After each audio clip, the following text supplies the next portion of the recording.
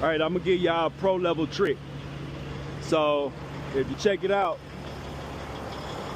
the handle broke off of my landing gear last night when I was trying to crank this load up off the ground. The landing gear broke off, so I was stuck. The landing gear was on the ground. It was a heavy ass load. I tried to crank it, it broke off, right? So what I had to do was I had to, obviously it had a container on. I had to get up under here. I had to roll that sucker up by hand, like this. I'm about to show y'all.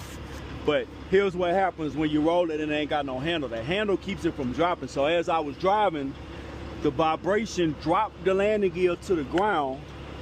And as I'm driving, the landing gear is sparking on the pavement as I'm going 70 plus down the highway.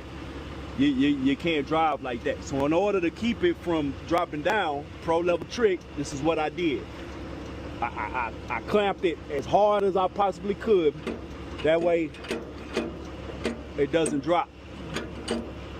You see, when I take this off, I'm about to have to roll it down because my landing gear broke off.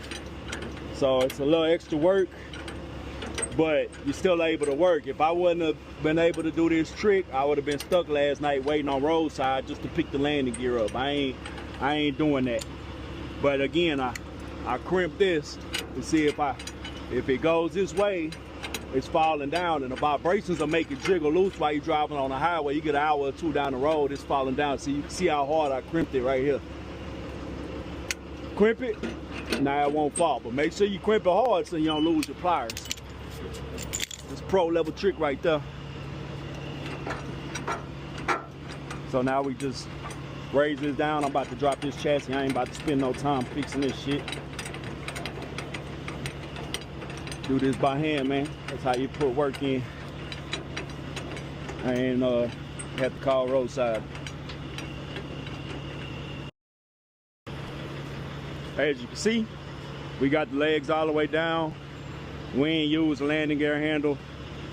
Good forearm workout. I don't know about good, but it's a forearm workout.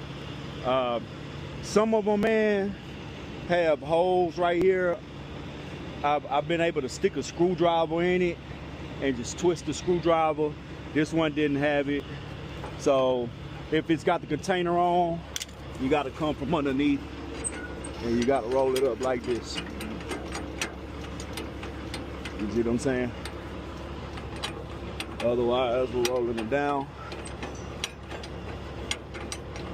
Little trick to the trade, man. We ain't had to wait on roadside. Only took about 5 minutes. On to the next one.